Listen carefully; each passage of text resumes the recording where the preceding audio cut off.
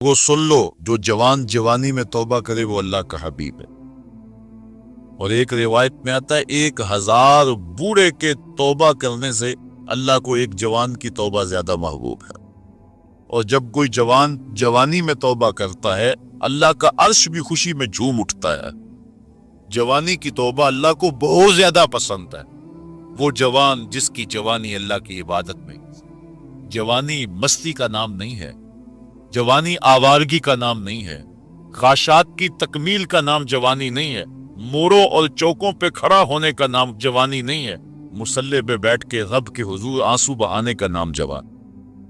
ایک روایت میں آتا ہے کہ تمہارے بہتر جوان وہ ہیں جو بوڑھوں کی مشابہت اختیار کریں، اور بدترین بوڑھے وہ ہیں جو جوانوں کی مشابہت اختیار کریں۔ تو بہترین جوان یہ ہے کہ جو جوانی میں بڑھاپے جیسا بوڑھوں جیسے انداز اور اطوار اور عادتیں اپنائے، اچھے اخلاق اور اچھا انداز اور مصلی کو لازم پکڑے۔ وشاب نشأ فی عبادت اللہ، وہ جوان جس کی جوانی اللہ کی عبادت میں گزری۔ شب و روز میں نے کل بھی کہا تھا کہ بڑھاپے کے اندر نیک اعمال کرنا بہت بڑی بات ہے، بہت بڑی سعادت ہے کہ بڑھاپے کے اندر نیک اعمال کیے جائیں، لیکن عبادت کا جو لطف جوانی میں ہے وہ بڑھاپے میں نہیں ہے۔ اللہ اکبر۔ اللہ تعالیٰ جل شانہ جوان کی توبہ کو پسند کرتا ہے، وہ جوان جو اللہ کی عبادت میں وشاب نشأ فی عبادت اللہ، وہ جوان جس کی جوانی اللہ کی عبادت میں گزری۔ اب عبادت کا مفہوم بہت وسیع ہے۔ ویسے بہترین عبادت نماز ہے، بہترین عبادت الصلاۃ نماز ہے، اور حضور نے اس کو اپنی آنکھوں کی ٹھنڈک کرا تھا۔ لیکن صرف عبادت کا مفہوم نماز تک ہی نہیں ہے، عبادت کا مفہوم بہت وسعت والا ہے۔ ساری زندگی اللہ کی رضا میں گزار دینا، اللہ کی مرضی کے مطابق زندگی گزار دینا، یہ عبادت ہے۔ اللہ اکبر۔ بعض نے کہا کہ بس اس کی رضا میں اپنے آپ کو گم کر دینا عبادت۔ غلام کو عبد کہتے ہیں نا، اور عبد وہ ہوتا ہے جو اپنے آقا کی مرضی میں اپنی مرضی کو گم کرتے۔ کوئی شخص کسی غلام کو خریدنے گیا نا منڈی میں، جب غلام بکتے تھے فروخت ہوتے، تو جا کے ایک غلام سو پسند آیا، تو اس نے جب اس کا سودا کیا تو غلام سے پوچھتا ہے تمہارا نام کیا ہے؟ تو غلام کہتا ہے میرا نام کوئی نہیں ہے، جو رکھیں گے وہی میرا نام ہوگا۔ جب غلام ہے تو پھر اس کی اپنی مرضی ختم ہوگی۔ تو ہم اللہ کے غلام ہیں، اللہ کے بندے ہیں، تو بندگی کا حق یہ ہے، اللہ اکبر، کہ ہم سر سے لے کر پاؤں تک اس کے ہو جائیں۔ تیرے ہندیاں سندیاں محبوبہ، میں کافر ہوں جے میں ہوں۔ اپنی ذات کو تو فنا کرنا ہے، اپنی ذات کو تو قربان کرنا ہے۔ وہ جوان جس کی جوانی کے حسین ایام، جس کی جوانی کے خوبصورت لمحے جبکہ باکپن تھا، جبکہ خواہشات کا ہجوم تھا، جبکہ تمنائیں اپنے عروج پہ تھی، لیکن اس نے سب کچھ اپنے رب کے لیے قربان کر دیا۔ سحری کے وقت اٹھ کے مصلی بچھایا اور آنسو بہائے، اور اللہ کے حضور عبادت کرتے ہوئے اپنی رات کو بسر کیا۔ ایک روایت میں آتا ہے جو دن کا روزہ اور رات کی عبادت نہیں کرتا اس کو ایمان کی حلاوت ہی نصیب نہیں ہوتی۔ ایمان کی ایک حلاوت ہے، ایمان کی ایک مٹھاس ہے، ایمان کا ایک مزہ ہے، ایک سرور ہے۔ وہ کس کو نصیب ہوگا؟ جو دن روزے سے گزارے گا اور رات مصلی پہ گزارے گا، اپنی آنکھوں پر حیا کے پہرے بٹھائے گا، اپنی سوچوں کی پاکیزگی کا سامان کرے گا۔ ورنہ جوانی آئی اور گزر گئی، اور اپنا قیمتی وقت ہم نے برباد کر دیا۔ جس طرح ہر چیز کا باکپن جوانی میں ہوتا ہے، عبادت کا جو سرور اور عبادت کی جو لذت جوانی میں نصیب ہوتی ہے وہ زندگی کی کسی اور ایام میں نصیب نہیں ہوتی۔ اس لیے حضور نے ارشاد فرمایا کہ وہ جوان وشاب نشأ فی عبادت اللہ، وہ جوان جس کی جوانی اللہ کی عبادت میں گزری، جب قیامت کے دن کوئی سایہ نہیں ہوگا، اللہ اس جوان کو اپنے عرش کا ٹھنڈا سایہ نصیب فرمائے۔ تیسرا شخص جو عرش الہی کا سایہ پائے، وَرَجُلٌ قَلْبُهُ مُعَلَّقٌ فِي الْمَسَاجِدِ، وہ آدمی جس کا دل مسجدوں کے ساتھ لٹکا ہوا ہے، مسجد کے ساتھ وابستہ ہے، ایک نماز پڑھتا ہے تو دوسری نماز کے انتظار میں بیٹھ جاتا۔ حضرت عبداللہ ابن مسعود رضی اللہ تعالی عنہ رہتے ہی مسجد میں تھے۔ مسجد कि कुछ लोग मेखें होती हैं, हुजूर फरमाया कुछ लोग मस्जिदों की मेखें होती है, जब भी देखो मस्जिद में मिलेंगे, ढूंढो तो मस्जिद में मिलेंगे, जब भी फारिग टाइम मिला जो फौरन मस्जिद में आ गए। फरमाया अगर वो बीमार पड़ जाएं और मस्जिद की हाजिरी से कासिर हो जाएं तो अल्लाह के कुछ फरिश्ते हैं जो उनका हाल पूछने के लिए उनके घरों में जाते हैं, उनकी तीमारदारी के लिए जाते हैं। हुक्म है बाजार में देर से जाओ और जल्दी वापस आ जाओ, मस्जिद में जल्दी जाओ और देर से वापस आ जाओ। अल मोमिनु फिल मस्जिद कस्समा के फिल मा वल मुनाफिकु फिल मस्जिद कत्तायर फिल कफ्स। मोमिन मस्जिद में इस तरह होता है जिस तरह पानी के अंदर मछली होती है, और मुनाफिक मस्जिद में इस तरह होता है जिस तरह पिंजरे के अंदर परिंदा फंसा हुआ होता है। कभी मजबूरन आना पड़ गया तो जिस तरह फड़ पड़ा रहा है कि बहुत जल्दी निकलना मिले मुझे, इस तरह मुनाफिक का जी मस्जिद में नहीं लगता। मस्जिद में जल्दी आओ और देर से वापस जाओ। लेकिन हमने अपने तर्ज जिंदगी को उलट बना लिया हुआ। बाजार में आधे घंटे के लिए जाएं तो 5 घंटे लग जाते। मस्जिद में जाते हैं हम सिर्फ आखिरी वक्त में और कोशिश करते हैं कि सबसे पहले वापस आ जाएं। मुझे वैसे बड़ी हैरत होती है जब नमाज खत्म हो या जुम्मतुल मुबारक या कोई और ऐसा, तो जो दरवाजे के ऊपर रश होता है, हर बंदे की कोशिश होती है कि मैं जल्दी निकल जाऊं। हालांकि जितनी देर तक मस्जिद में बैठेंगे, जितनी देर तक मस्जिद में रुकेंगे, उतनी बरकतें उतरती रही। बेहतरीन लम्हे वही हैं जो अल्लाह के घर में गुजर गए। खैरुल आबाकत, बेहतरीन जगह अल्लाह के घर हैं। मस्जिद की आबादी और मस्जिद की सुथराई और सफाई और मस्जिद की तामीर और तज़ीन के लिए जो लोग वाबस्ता होते हैं बहुत बाबरकत लोग हैं। हुजूर ने फरमाया मन बना लिल्लाह के मस्जिदन बनल्लाहु लहू बैतन फिल जन्नह, जिसने अल्लाह की मस्जिद बनाई अल्लाह उसके लिए जन्नत में घर बना देगा। कितनी बड़ी सआदत है उस शख्स के लिए जो अल्लाह के घर को तामीर करता है। लेकिन सिर्फ तामीर ही काफी नहीं, उसकी आबादी रंगो रोगन और रंगों के मुख्तलिफ अंदाज के फानूसों से नहीं है। मस्जिद की आबादी नमाजियों से। नमाजी होंगे मस्जिद आबाद होगी। मस्जिद तो बना दी शब भर में ईमान की हरारत वालों ने, मन अपना पुराना पापी था बरसों में नमाजी बन न सका। जो मस्जिदों को आबाद रखते हैं, जिनके दिल मस्जिद के साथ लगे रहते। एक बूढ़ी खातून थी, वो मस्जिद नबवी में सफाई किया करती थी। ये हमने भी बचपन में देखा है कि बूढ़ी औरतें मस्जिदों में आके झाड़ू दिया करती थी। अब तो वो तसव्वुर ही खत्म हो गया और अब हम ये चीज नहीं देखते हैं। वो एक जमाना था कि सदने कहूलत को पहुंची हुई औरतें, जाहिर उनसे पर्दे के हकाम भी साकत हो जाते, तो ऐसी औरतें अमूमन जब सुबह मसाजिद से बच्चे पढ़ के चले जाते थे तो वो मस्जिदों में आती थी, और हमने अपनी आंखों से देखा है कि वो मस्जिदों की सफाई सुथराई किया करते। नमाजी भी आते थे, वो कोशिश करते थे, कुछ लोग पहले आ जाते थे कि मस्जिद की सफाई करें, कुछ लोग वैसे कोई तिनका पड़ा उसको उठा करके कोई ना कोई जिम्मेदारी ले लेते थे। ये मस्जिदों के अंदर जो अब खादिम रखे गए हैं, उसको हम जो तनख्वाह देते हैं वो हमारा हिस्सा तो पड़ गया उसके अंदर, लेकिन आज खुद भी अगर कभी मस्जिद की सफाई का एहतमाम करें और इंतजाम करें तो ये एक ऐसी चीज है जिससे दिल सुथरे होते हैं। जो अल्लाह के घर को साफ करता है, अल्लाह उसके दिल को साफ कर देता।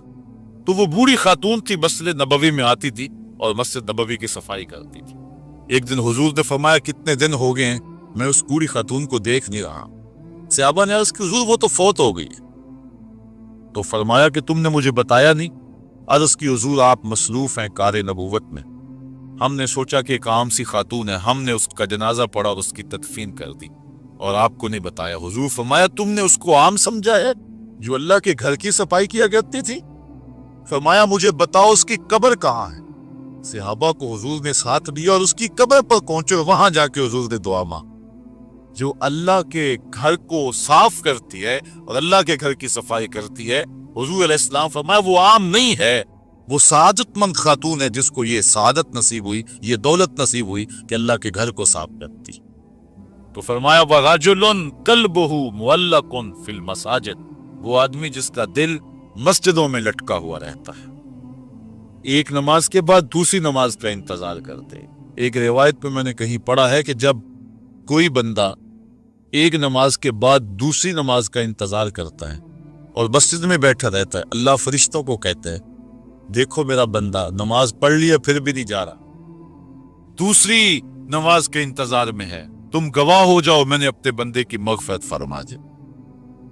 وَرَجُلٌ قَلْبُهُ مُعَلَّقٌ فِي الْمَسَاجِدِ، وہ آدمی جس کا دل مسجدوں کے ساتھ لٹکا ہوا ہے، مسجد کے ساتھ وابستہ۔ چوتھا شخص وَرَجُلَانِ تَحَابَّا فِي اللَّهِ اجْتَمَعَا عَلَيْهِ وَتَفَرَّقَا إِلَيْهِ، دو آدمی جنہوں نے اللہ کی رضا کے لیے آپس میں پیار ڈالا، ان کی محبت کا ذریعہ اللہ کی رضا تھی، جب وہ ملے تو اسی لیے ملے، اور جب جدا ہوئے تو اسی لیے جدا ہوئے، ان کی محبت اللہ کی رضا کے لیے تھی۔ فرمایا قیامت کے دن جب کوئی سایہ نہیں ہوگا، ان دونوں کو اللہ اپنے عرش کا ٹھنڈا سایہ عطا کر۔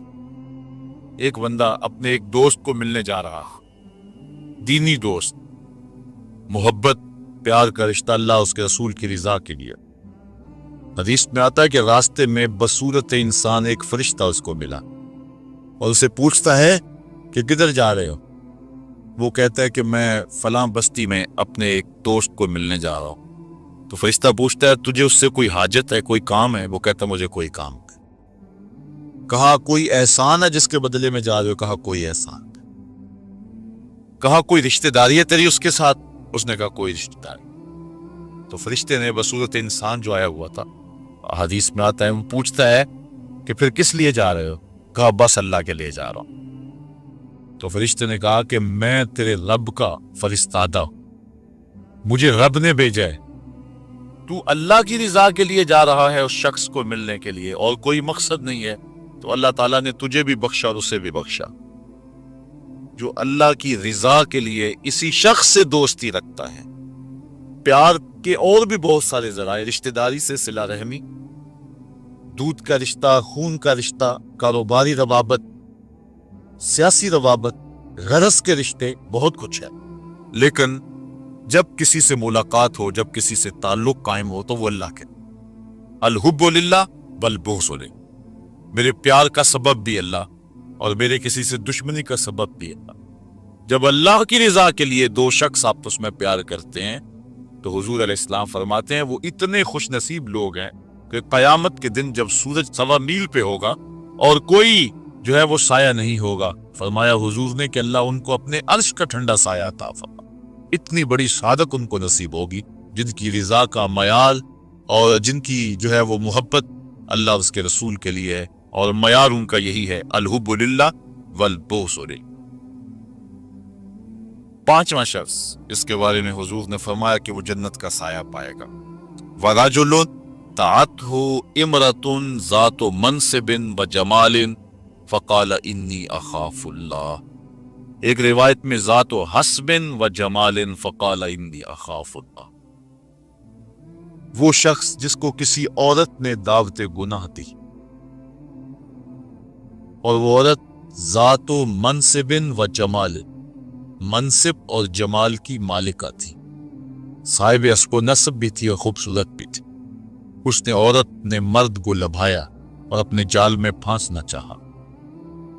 اب جب قدموں میں حسن خود بچ رہا، پھر اپنے جذبات پہ قابو کون رکھے؟ لیکن اس جوان نے، اس شخص نے اس کی اس بات کے جواب میں کہا انی اخاف اللہ، تیری بات تو مان لیتا لیکن کیا کروں، رب سے ڈر لگتا ہے، اللہ کا خوف مجھے آتا ہے۔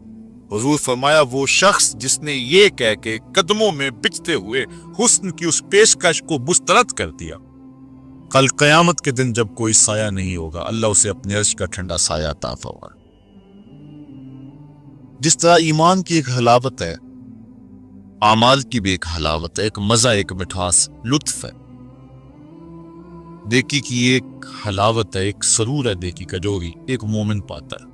نماز کا اپنا مزہ ہے، روزے کا اپنا سرور ہے، حج کا اپنا ایک مزہ ہے، زکوٰۃ دینے کا اپنا مزہ ہے، ظاہر دو تو لطف اپنا ہے، مخفی دو تو اس کا مزہ اپنا ہے۔ اسی طرح باقی اعمال صالحہ کا پھر مختلف مواقع پر ان اعمال کی ایک حلاوت ہے، ایک مٹھاس ہے۔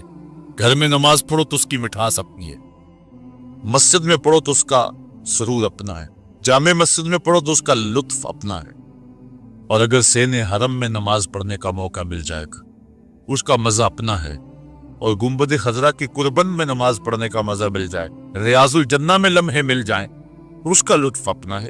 اس طرح روزے کا اپنا مزہ ہے، روزہ رکھنے کا لطف اپنا ہے، روزہ کھولنے کا مزہ اپنا ہے، بچوں میں بیٹھ کے کھولو روزہ تو اس کا بھی اپنا سرور ہے، مسجد میں بیٹھ کے دوستوں میں بیٹھ کے روزہ کھولو تو اس کا مزہ اپنا ہے، کسی اللہ والے کی صحبت اور اس کے قدموں میں بیٹھ کے روزہ کھولیں اور اس کا مزہ اپنا ہے، اور اگر روزہ کھولنے کے لیے مسجد نبوی کا صحن مل جائے تو اس کا سرور پھر اپنا ہے، اس کا مزہ پھر اپنا ہے۔ ہر عمل کا ایک لطف ہے، ہر عمل کی ایک حلاوت ہے، اور وہ حلاوت بندہ اتنی دیر تک اس سے متمتع نہیں ہو سکتا، اس سے فائدہ نہیں حاصل کر سکتا، اور وہ ایمان کی حلاوت اور لذت پا نہیں سکتا جب تک اس کی نظر پاک نہیں ہوتی۔ اگر کوئی بندہ چاہتا ہے کہ میرے باطن میں انوار چمکے تو رزق حلال کا اہتمام کرے، ورنہ سینہ روشن نہیں ہو سکتا، جو مرضی کر لے۔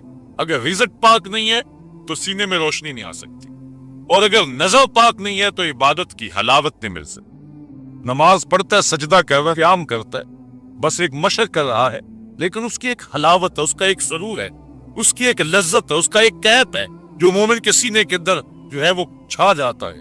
ذکر کا ایک مزہ ہے نا، اس مزے کو حضرت سلطان باہو کہتے ہیں نا، اندر بوٹی بشک مچایا اتے جان پھلر سے آئی ہو، پھر وہ کیفیت بنتی ہے کہ نہیں بنتی ہے؟ تو وہ سرور بندے کو نہیں ملتا جب تک اس کی نظر پاک نہیں ہوتی۔ اگر نظر بگڑ جائے تو من سننا ہو جاتا ہے، اندر کچھ نہیں رہتا، اور پھر اگر انسان زنا جیسی بری خصلت میں مبتلا ہو جائے تو پھر اس کے پلے کیا رہے گا؟ اللہ تعالیٰ نے فرمایا کہ کرنا تو دور کی بات ہے، لا تقربوا الزنا، اس بری خصلت کے قریب بھی نہ جا۔ اس لیے مبادیات سے بھی روک دیا گیا، مبادیات سے بھی منع کر دیا گیا۔ تو فرمایا جس شخص کو کسی عورت نے دعوت گناہ تھا، اس طرح کسی عورت کو کسی مرد نے دعوت گناہ دی، اور اس عورت نے اپنی عصمت اور اپنی آبرو کی حفاظت، اور اس کو کہا پیچھے ہٹ جا، مجھے اپنے رب سے ڈر لگتا ہے۔ اور اسی طرح کسی مرد کو کسی عورت نے دعوت گناہ دی، اس نے کہا فقال انی اخاف اللہ، میں اللہ سے ڈرتا ہوں۔ اللہ اکبر۔ تو حضور فرمایا اس کو یہ احساس ملے گا۔ امام یافعی نے روض الریاحین کے اندر لکھا ہے کہ ایک نوجوان کپڑے کی دکان پہ کام کرتا تھا، اور تھا بڑا پارسا اور بڑا خوبصورت، دل کا بھی ستھرا تھا، ظاہر کا بھی ستھرا تھا، من بھی سونا تھا اور تن بھی سونا تھا، بڑا خوبصورت تھا۔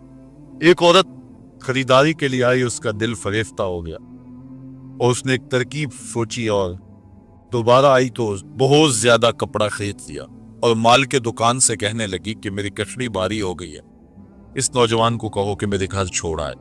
مالک اس عورت کی نیت سے آگاہ نہ ہو سکا، اور اس نوجوان کو اس کے ساتھ بھیج دیا۔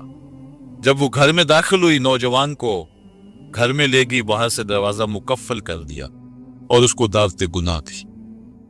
اس نے کہا انی اخاف اللہ، میں تیری بات نہیں مان سکتا۔ اس نے کہا کہ آج تجھے میری بات ماننا ہی پڑے گی۔ حیا سوز لباس بھی اتار پھینکا اور اس کو دعوت گناہ دینے لگے۔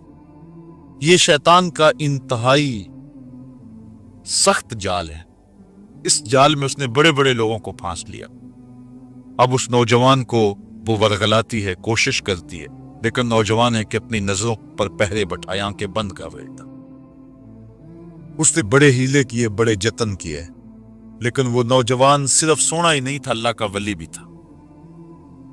اس نے بہت جال پھینکے، لیکن نور کو رسیوں میں جکڑا نہیں جا سکتا۔ خیر، وہ نوجوان کے دل میں بات آئی کہ شیطان کا یہ جال انتہائی خطرناک جال ہے، ابھی تک تو بچتا آ رہا، ہو سکتا ہوں کہ ابھی اس کے جال میں پھنس جاؤں۔ اس نے کہا کہ مجھے باتھ روم میں جانے دو، پھر میں آ کے تمہیں بتاتا ہوں۔ وہ اندر چلا گیا، پاخانہ کیا، اپنے ہاتھوں پہ کر کے پورے بدن پہ مل لیا، اور اسی حالت میں جب باہر آیا تو بدن سے بدبو اٹھ رہی تھی۔ عورت کا سارا نشہ اتر گیا، دروازہ کھول دیا اس نے، کہا چلا جا، تو کوئی دیوانہ اور مجنون شخص ہے۔ جب وہ دروازے سے باہر نکل رہا تھا، دل ہی دل میں اللہ کا شکر ادا کر رہا تھا، مالک میرا تن گندا ہو گیا، من تو ستھرا۔ کائنات کا سب سے حسین چہرہ وہ ہے جو جنسی کالک سے محفوظ رہی۔ امام یافعی لکھتے ہیں کہ باہر پھر ایک چشمہ تھا، وہاں جا کے اس نے غسل لیا، اور جب تک وہ زندہ رہا اس کے جسم سے مشک و عنبر کی خوشبو آتی رہی۔ اب جب وہ فوت ہو گیا، لوگوں نے دفن کر دیا، یہ خوشبو اس کی قبر کی مٹی سے بھی آیا کرتی تھی۔ یہ اعزاز دیا اللہ نے، اس کو یہ تکریم دی۔ بعض روایت میں اس کا نام مغیرہ بتایا گیا ہے، لوگوں نے اس کا نام مغیرہ مشکی رکھ دیا کہ وہ مغیرہ جس کے بدن سے خوشبو آ رہا۔ تو فرمایا وہ شخص جس کو کسی عورت نے دعوت گناہ دی، اور اس نے یہ کہہ کے कदमों में बिछते हुए हुस्न की पेशकश को ठुकरा दिया। फरमाया कल कयामत के दिन जब कोई साया नहीं होगा, अल्लाह इस जवान को अपनी अर्श का ठंडा साया नसीब फरमाए। छठा शख्स जिसके बारे में हुजूर ने यह वादा दिया, वरजुलुन तसद्दका बिसदक़तिन फअख़फ़ाहा हत्ता ला तालमा शिमालुहु मा तुनफ़िक़ु यमीनुहु। वो शख्स जिसने सदका किया और इतना खुफिया किया कि जो दाएं हाथ ने किया बाएं को उसकी खबर नहीं हो। इतना मख्फी अंदाज से सदका किया, खैरात की। पुराने जमाने के अंदर बुजुर्ग चांदी या सोना किसी कपड़े में बांध करके किसी के घर में छोड़ आया करते थे, किसी के घर में फेंक आया करते, या किसी नाबीने को दे देते थे, कलाम नहीं उससे करते थे, ताकि हम जाहिर ना हो, हमारा नाम भी जाहिर हो। खुला सदका करना इसकी मुमानियत नहीं है, इसका भी अजर है अगर रियाकारी की नीयत दिल के किसी कोशे में ना हो। लेकिन ये बात ज़हन में रखें कि रियाकारी की चालें बहुत बारीक है, बहुत बारीक, बराहीमी नजर लेकर बड़ी मुश्किल से मिलती है। हवस छुप छुप के सीनों में बना लेती है तस्वीर। जो रियाकारी की चालें हैं वो काले पत्थर पर काले रंग की चींटी चले तो जिस तरह वो नजर नहीं आती है, इस तरह रियाकारी की चालें भी इतनी ही बारीक, बहुत बारीक। तो इंसान के अंदर रियाकारी पैदा हो जाती। अगर रियाकारी से बचे, उसकी नीयत में खुलूस हो, लिल्लाहियत हो, तो फिर खुल्लम खुल्ला सदका देना भी अजर और सवाब का बायस है। जिस तरह के आका करीम अलैहिस्सलाम ने जिहाद के लिए फंड मांगा तो एक सहाबी ने जो है वो अर्ज किया कि हुजूर मैं इतना पेश करता हूँ, उसने पेश किया तो उसके देखा देखी बाकी लोग भी जो है वो उठ खड़े हुए और पेश करने लगे। हुजूर ने उस मौके पर इरशाद फरमाया था, मन सन्ना फिल इस्लाम सुन्नतन हसना फलहु अजरुहा। जिसने इस्लाम में कोई अच्छा तरीका राइज किया तो अब उसके देखा देखी जो भी वो काम करते रहेंगे उसका अजर उस पहले शख्स को नसीब होता रहे। अगर नीयत ये है कि मेरे देखा देखी लोग करेंगे तो फिर जो है वो ये खुलूस वाली नीयत है, इसमें खुल्लम खुला करने में कोई कबाहत नहीं। मैं कहता हूं कि दो तरह के लोग होते हैं ये फंड्स चंदा वगैरह जो तलब किया जाता है। एक है कोई शख्स किसी को जाती तौर पे दे तो वहां मख्फी देना बेहतर है। किसी शख्स की जाती आप मदद करनी है तो वहां ये है कि जो दाएं ने खर्च किया बाएं को उसकी खबर ना होने पाए, क्योंकि उससे किसी शख्स की इज्जत नफ्स मजरू होने का अंदेशा है। लेकिन जो इज्तिमाई मसाइल हैं जिसमें किसी की इज्जत नफ्स मजरू होने का अंदेशा नहीं है तो वहां आप खुल्लम खुल्ला इस नीयत से करें कि बाकियों को भी तरगीब हो जाए, तो उसमें कोई कबाहत नहीं है। मिसाल के तौर पे मस्जिद के लिए फंड तलब किया जा रहा है, किसी दारुल उलूम के लिए तलब किया जा रहा है, आजकल ये जलजला और सैलाब ज़दगान के लिए फंड तलब किए जा रहे हैं। इसमें अगर आप खुल्लम खुल्ला दें ताकि बाकियों को भी तरगीब हो, या आप 10 आदमियों को बताएं यार मैंने इतना किया आप भी करें, लिहाजा हम ये काम कर लें, तो इसमें कबाहत नहीं है नीयत के इखलास के साथ। नीयत बिगड़ गई वो तो मख्फी भी किया वो भी खराब। तो बात यह है कि सदका जाहिर किया जाए या सदका मख्फी किया जाए, दोनों बाबरकत हैं, लेकिन उनमें अफजल ये है कि इंसान मख्फी करे। और हुजूर फरमाते हैं वरजुलुन तसद्दका बिसदक़तिन फअख़फ़ाहा, कि वो शख्स जिसने सदका किया और सदका इतना मख्फी किया हत्ता ला तालमा शिमालु मा तुनफ़िक़ु यमीन, जो दाएं ने किया बाएं को उसका पता न चला, दाएं हाथ के सदके का बाएं हाथ को पता न चला, उसको खबर न हुई। कितना बड़ा एजाज हुजूर ने शख्स के लिए मुकर्रर फरमाया कि कल कयामत के दिन जब कोई साया नहीं होगा, इस सदका करने वाले को अल्लाह अर्श का ठंडा साया देगा। अल्लाह की राह में खैरात करते रहना चाहिए, और सदका देने से माल घटता नहीं है, माल बढ़ता है। मैं इसकी एक मिसाल दिया करता हूँ कि पुराने जमाने के अंदर कुएं होते थे, अब तो ट्यूबवेल आ गए, हैंड पंप आ गए और बहुत कुछ आ गया जमीन से पानी निकलवाने के लिए। लेकिन उस वक्त कुओं में डोल डाल करके जो है वो पानी निकाला करते थे। जब जदीद आलात आ गए तो कुओं की जरूरत खत्म हो गई और लोगों ने यहाँ से पानी लेना शुरू कर दिया, चूंकि वहां पानी हासिल करने के लिए दिक्कत ज्यादा बर्दाश्त करना पड़ती है। अब वो कुएं कहीं कहीं आपको मिल जाएंगे, मुख्तलिफ देहातों में बस्तियों में आप जाएं तो पुराने कुएं जो है वो कहीं कहीं मौजूद है, लेकिन उनमें झांक करके देखें कि उनका पानी बहुत नीचे चला गया और बहुत कम पड़ गया। ان کنووں کو کسی نے بند نہیں کیا، لیکن اب پانی کہاں غائب ہو گیا؟ اصل بات یہ ہے کہ جب کنویں اپنا فیض باہر دیتے تھے اللہ نیچے سے پانی بھی انہیں دیتا تھا، جب ان کنووں نے پانی دینا چھوڑ دیا نیچے سے جو سوتے پھوٹتے تھے وہ بھی خشک ہو گئے۔ جو راہ خدا میں خرچ کرتا رہتا ہے اللہ اس کو عطا فرماتا رہتا ہے۔ شیطان کہتا ہے کہ خرچ کرو گے تو کم ہو جائے گا، لیکن رب کہتا ہے خرچ کرو گے میں وعدہ دیتا ہوں کہ بڑھ جائے گا۔ اب اللہ پر اگر کسی شخص کا پختہ یقین ہے، پختہ یقین، تو کیا جو ہے وہ اس کو خرچ کرتے ہوئے یہ احساس کبھی نہیں ہوگا کہ اس سے میرا مال کم ہو رہا ہے، صدقے سے میرا مال کم ہو رہا ہے، ایسا ہو نہیں سکتا اگر پختہ یقین ہے۔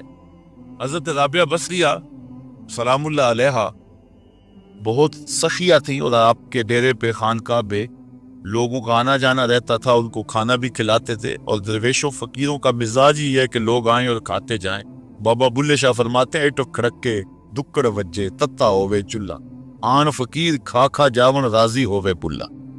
حضرت غوث اعظم سیدنا شیخ عبد القادر جیلانی علیہ الرحمہ فرماتے ہیں آدھی فقیری جو ہے وہ خدمت خلق ہے، بھوکوں کو کھانا کھلانا اور ننگوں کو لباس پہنانا، آدھا فقر یہ ہے، آدھی فقیری یہ ہے۔ کسی نے کسی درویش سے پوچھا کہ فقیری کیا ہے؟ کہا فقیری خدمت خلق کا نام ہے، یہ گدری اور دلک کا نام نہیں ہے، یہ فقیری خدمت خلق کا نام ہے۔ تو حضرت رابعہ بصری کہ ہاں مہمانوں کا آنا جانا رہتا تھا۔ ایک دن خادمہ نے بتایا کہ 5-6 مہمان آ گئے اور صرف دسترخوان پر ایک ہی روٹی ہے، گھر کے اندر باورچی خانے میں صرف ایک ہی روٹی ہے۔ کہا جاؤ اس کو بھی اللہ کی راہ میں خیرات کر۔ اب عقل تو یہی کہتی ہے کہ روٹی یا کچھ اور کہیں سے مہیا کی جائے اور مہمان نوازی کی جائے، لیکن یہاں اذعان دیکھیے، یقین دیکھیے۔ حضرت رابعہ بصریہ نے کہا کہ اس کو خیرات کر۔ خادمہ نے خیرات کر دیا، مہمان بیٹھے ہوئے، کوئی اور شے ہے نہیں۔ دروازے پر دستک ہوئی، پوچھا من علی الباب، دروازے پر کون؟ کہا فلاں کا فرستادہ غلام، میرے آقا نے آپ کے لیے بھیجا اور یہ کھانا دیا ہے۔ خادمہ نے کھانا وصول کیا، حضرت رابعہ کو کہا یہ کسی نے کھانا بھیجا۔ آپ نے کپڑا اٹھایا، گنا تو 5 روٹیاں تھیں۔ کہا یہ کھانا ہمارا نہیں، اس کے آقا نے کسی اور گھر بھیجا ہوگا، غلطی سے ہمارے گھر یہ آ گیا، کھانا واپس کر دیا۔ تھوڑے لمحے گزرے تھے، پھر دروازے پہ دستک ہوئی، کہا من دق الباب، دروازہ کس نے کھٹکھٹایا؟ کہا فلاں آقا کا بھیجا ہوا غلام ہوں، میرے آقا نے آپ کے لیے کھانا بھیجا۔ خادمہ نے وصول کیا، حضرت رابعہ کے سامنے رکھا، کپڑا اٹھایا، گنا تو 7 روٹیاں۔ کہا اس کے آقا نے کسی اور گھر بھیجا ہوگا، یہ بھی غلطی سے ہمارے گھر، کھانا واپس کر دیے۔ پھر دروازے پہ دستک ہوئی، پوچھا من علی الباب، دروازے پر کون؟ کہا فلاں آقا کا بھیجا ہوا غلام ہوں، میرے آقا نے آپ کے لیے کھانا بھیجا ہے، اور کہا حضرت رابعہ کو دے کے ہی آنا۔ خادمہ نے وصول کیا، حضرت رابعہ کپڑا اٹھایا، گنا تو 10 روٹیاں تھیں۔ کہا یہ کھانا ہمارا ہے۔ کہا پہلے 2 بھی تو کہتے تھے آپ کا ہے، آپ نے انکار کر دیا۔ کہا میرے رب کا وعدہ ہے جو 1 دے میں 10 دیتا ہوں۔ پہلے 5 تھی، پھر 7 تھی، میں نے کہا مالک 10 پوری کرے گا تو تیری بندی وصول کرے۔ آپ کا اکاؤنٹنٹ آپ کو بتائے گا کہ اتنے پیسے اتنوں سے خرچ کر دیں گے تو اتنے کم ہو جائیں گے، کیلکولیٹر سے حساب کریں، وہ کہے گا اتنے کہ تو اتنے کم ہو جائیں گے۔ شیطان کہتا ہے تمہارا رزق کم ہو جائے گا، لیکن تمہارا رب تمہیں بخشش، مغفرت اور رزق کی فراشی کا وعدہ دیتا ہے۔ وہ کہتا ہے تمہیں 1 دانہ زمین کے اندر بوتے ہو تو پھر دیکھو کتنی بالیاں نکلتے، بویا 1 نکلے 700۔ کہا جو رب 1 کو 700 بنا دیتا ہے تمہارے دیے کو کئی گنا نہیں بنا سکتا، اس لیے اس کی راہ میں خیرات کرو، کر دیکھنا تمہارا مال کیسے بڑھتا چلا جا۔ اللہ اکبر۔ تو کہا وہ شخص جس نے صدقہ دیا اور اتنا مخفی دیا کہ جو دائیں نے خرچ کیا بائیں کو اس کی خبر تھا۔